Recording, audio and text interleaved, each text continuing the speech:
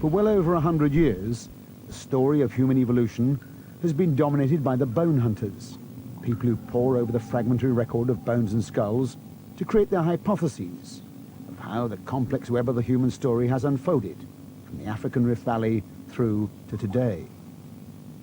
But in the last few years, a wholly new breed of scientists has sent shockwaves rippling throughout the world of anthropology. They knew little about bones or archaeological digs or changing fashions in tools. They were biochemists. They brought with them a uniquely powerful microscope to peer back down the lines of human evolution, a study of our own genetic makeup. The fossil data seems to rest mostly on people who look at fossils and then will tell you that they see these particular patterns, and someone else will look at exactly the same fossils and say they see a completely different set of patterns, and someone else will say, no, you shouldn't be looking at those particular features, you should look at other features. Compared to paleontological and archaeological evidence, I can't help but notice that genetic evidence has been placed in a much more rigorous quantitative framework. If you don't reduce it to numbers, to testable hypotheses, you're just not doing science. In the late 80s, Mark Stoneking was a member of a team at Berkeley, California, who set up a new study into a type of human DNA called mitochondrial DNA, found coiled inside the tiny power packs in human cells. They compared samples gathered from around the world. Most people have heard of DNA, but that DNA that they've heard of is found on chromosomes in the nucleus of the cell. And you have two copies of each gene or DNA segment, one which you inherited from your mother and one which you inherited from your father. Mitochondrial DNA, you inherit all of it from your mother, none of it from your father. So this means that you have the same mitochondrial DNA sequence as your mother and so forth. They were looking for the amount of variation or mutation between different ethnic groups. The more variation, the longer the groups have had to evolve separately.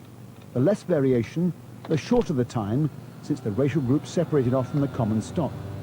Moreover, knowing the rate of mutation, they were able to make an accurate assessment of the time that has elapsed since that common ancestor.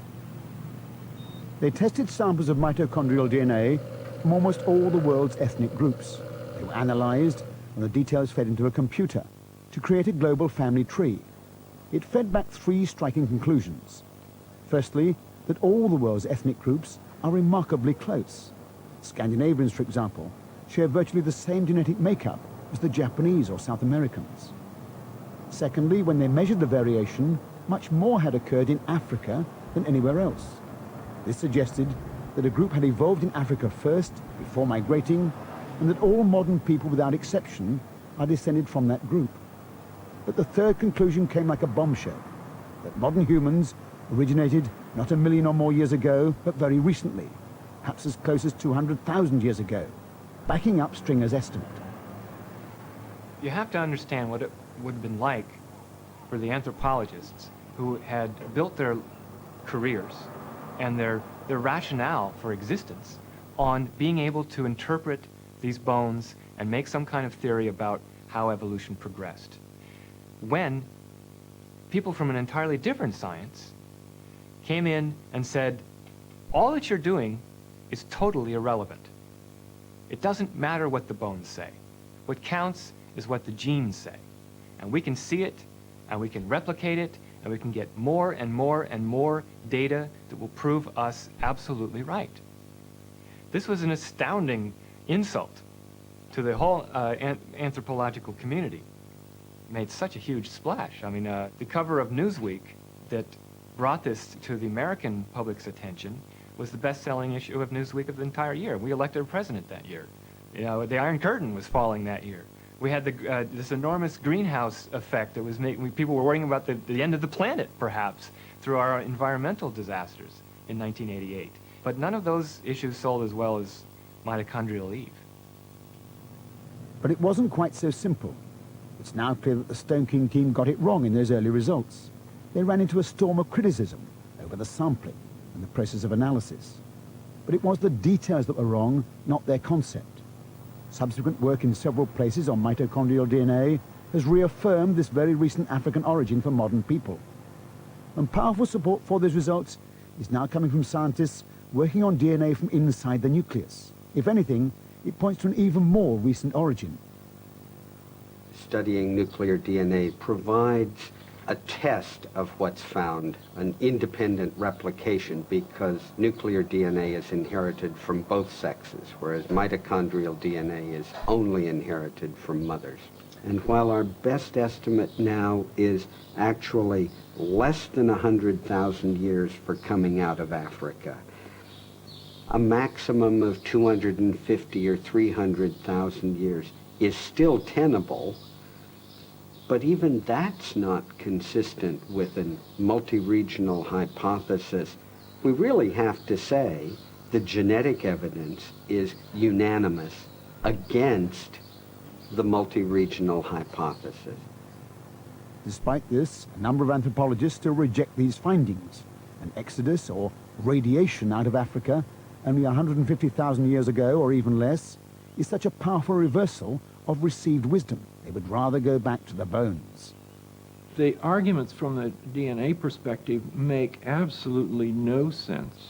I don't like to tar an entire endeavor with the stupidity of some of its practitioners, but I've not seen the criticism from within the discipline which suggests to me that there is a real established understanding of these processes. And without that, what I want to do is stay with the best methodology possible, with the empirical material with which I'm familiar and know best. And when I look at that, no radiation at 150,000, I'm sorry. But as the massive evidence for the radical out-of-Africa theory mounts up, it still leaves us with the fundamental question of why. Why the Neanderthals, the great survivors, were driven to extinction. Why the Cro-Magnon interlopers should go on to take over the world. What was their secret weapon? For many scientists, only one thing is big enough to create the cultural divide that seemed to separate modern people from Neanderthals: language. To be honest, we don't really know what was the reason behind the success of our species. I think one of the front runners was that we had maybe full language. The Neanderthals could certainly talk to each other, but they didn't have the complex sorts of language we find in people all over the world today. Language that deals with the past, the present, the future. It deals with abstractions, really complex things. Maybe the Neanderthals didn't have that, and that gave us the edge. One of the advantages language offers you is this. If you think of language as being the internal organization of information as well as the intrinsically social communication of that information, you can store and organize immense amounts of information which will allow you to do things such as remember that your grandmother told you a story about a place where there was still water even when there was a drought, and possibly find it even if you have never been there. Perhaps it is inevitable that this debate will remain inconclusive. Language does not fossilize. But there is no question that fluent language would confer an immensely powerful advantage for planning strategy and for harnessing scarce resources. It would, for example, multiply the power of any new technology. Take a fishing harpoon, for instance. With language, you can explain how to make it, how to use it, when, where, even how to slice and dry the fish to store it for winter. Fishing is probably one of the better examples of a complex technical activity in which there's much information embedded which has to be passed on from generation to generation. The knowledge of the behavior of different species of fish, for example, when they're available seasonally, because in the rivers of southwestern France, the presence of particular fish is a very seasonal matter. And we know that they're migratory fish. Rivers in the Dordogne were full of salmon. We know this because there are salmon bones littering cave dens of bear. But you don't find the same bones littering the Neanderthal sites. Why not? The salmon were available at a certain time of year. They could have gone there and been abundantly fed on the salmon, but they didn't. Later populations did. So maybe the answer for what it was that the Neanderthals might have been lacking is a lack of planning depth, the lack of being able to really see into the future, know what your needs are going to be, and go someplace to meet them. Much greater foresight and fluency of communication also opens up an explanation for one of the most significant differences between Neanderthals and Cro-Magnons. The Neanderthal group seemed to be sedentary, hunkered down in a relatively small region, whereas Cro-Magnons right from the start were movers and travelers and traders. They built networks, possibly by trading mates, certainly by trading goods.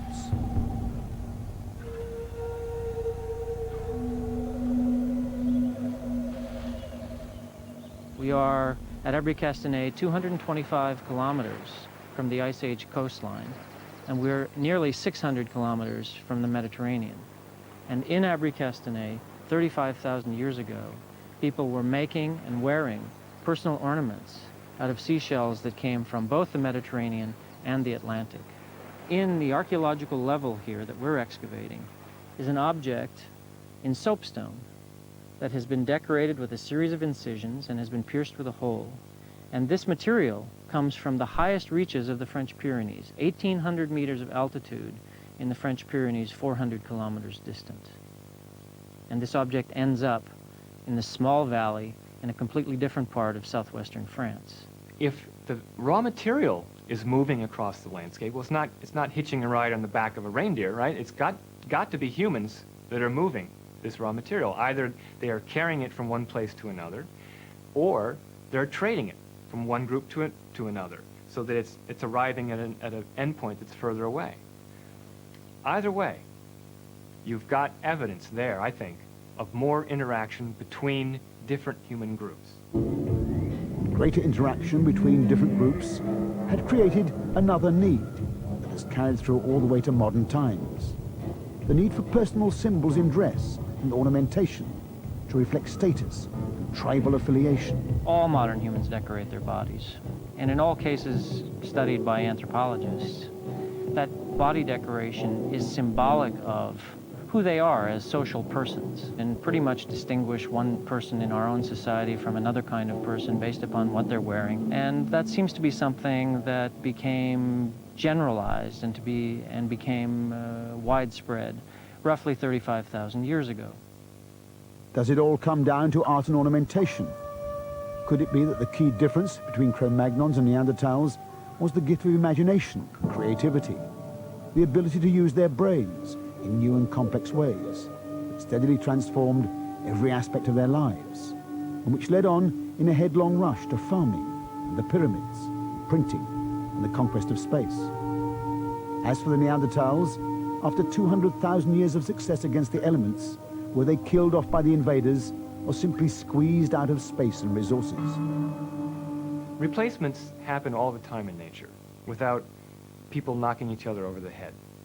The red squirrel in Europe was replaced by the gray squirrel. I don't think the squirrels went out and gnawed and bit each other, and chased each other away. What happens is one species is slightly better at adapting and exploiting that environment than the other. It doesn't have to be a big advantage.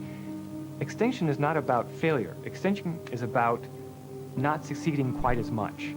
And over time, if you have a 2% greater mortality, let's say, in each generation than another group, you're going to go out and they're going to stick around. The overall pattern, I think, is one of the Neanderthals gradually being marginalized, being pushed to the edges of Europe, maybe into the British Isles, down into the Iberian Peninsula, and the modern humans growing in numbers in the heartland of Europe, and pushing the Neanderthals to the edges and pushing them into the upland areas, up into the Alps, up into the Pyrenees, into the higher ground. Now, if the Neanderthals are in upland areas and it gets cold, they've got nowhere to go if they come down into the valleys. There are people occupying those valleys already in large numbers. So I see them as gradually becoming isolated and gradually their numbers dwindling, and just really by attrition, over thousands of years, their numbers sink down until they can no longer form viable populations. And so they kind of faded away. There are many scenarios. By the very nature of the science, they are filled with conjecture.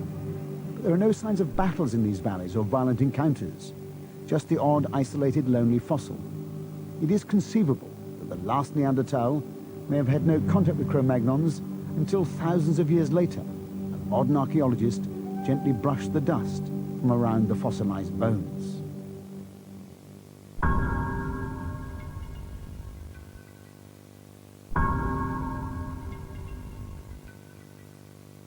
Scientists are standing by to answer your questions following tonight's equinox.